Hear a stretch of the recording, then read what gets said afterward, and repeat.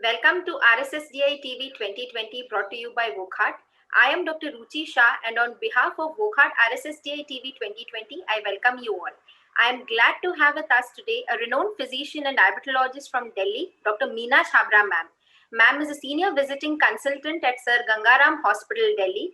She has a vast clinical experience in managing diabetes patients. Welcome Dr. Meena Chhabra ma'am to the show. Thank you so much. Thank you. Thank you, ma'am. So, ma'am, based on your recent talk in RSSDA on a very interesting topic of tips for successful use of blood glucose monitoring, we would like to know from you what is the significance of the self-monitoring of blood glucose by the patient and why is it so important?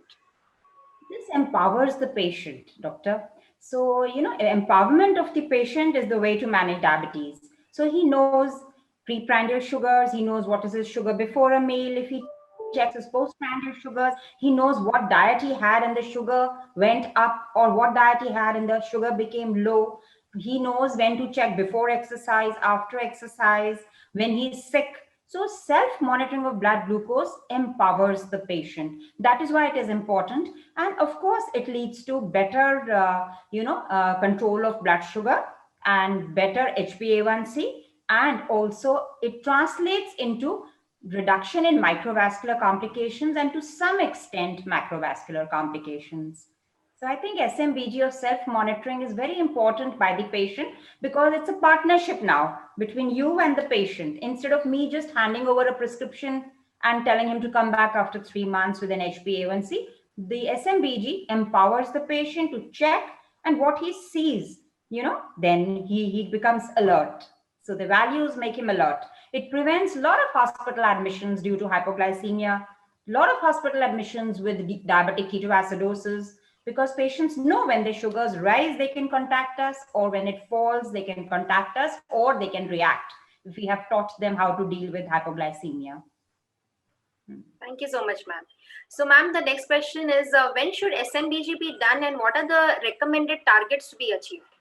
Okay, so SMBG, different recommendations for type 1 and type 2 diabetic patients. Even among type 1s, different recommendations for younger patients, children. Obviously, you need to do definitely a bedtime, you need to do pre-meals to monitor blood sugars.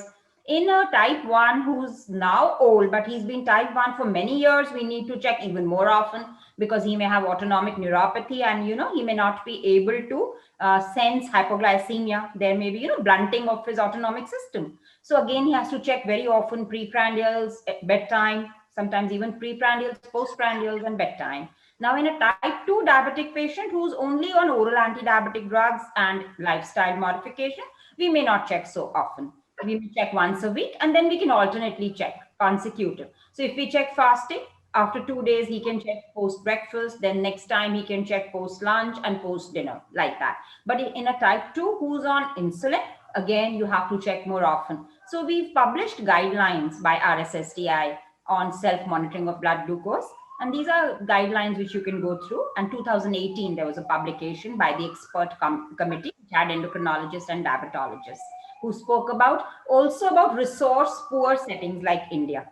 Even gestational diabetes recommended, how many times do you check, and what you can do in a country like India or in places where resources are less. So it's a very interesting paper by RSSDI. Yeah. Thank you so much, ma'am. So, ma'am, the last question, what are the newer methods of monitoring the blood glucose to achieve the time in range?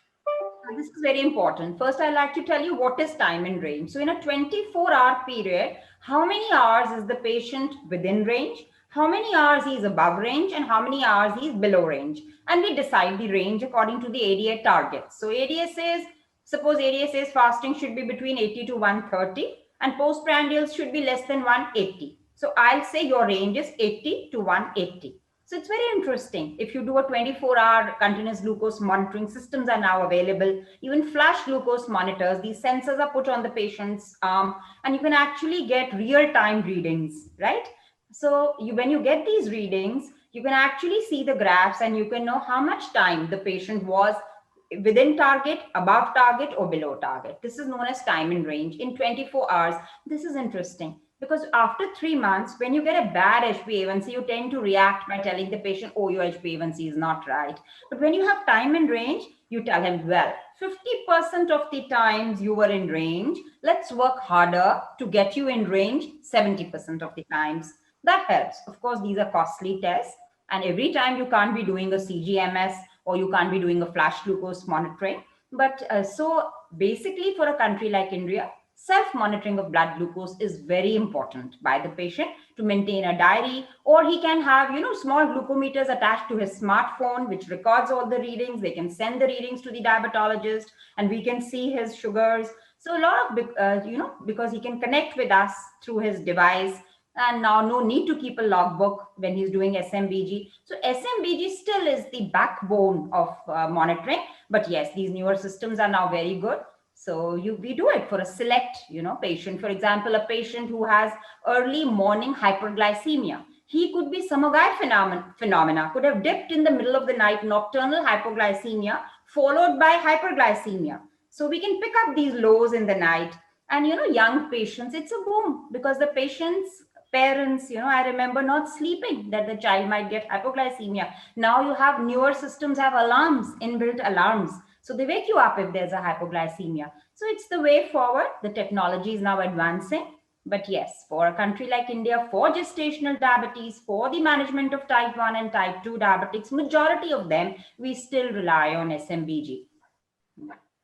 Thank you so much, ma'am, for beautifully and explicitly explaining about the SMBG and its important role in these relevant times. And thank you for sharing your views on this topic. Stay tuned to RSSDI TV 2020, brought to you by Wockhardt, for such more recent updates from the RSSDI 2020. Thank you very much. Thank you.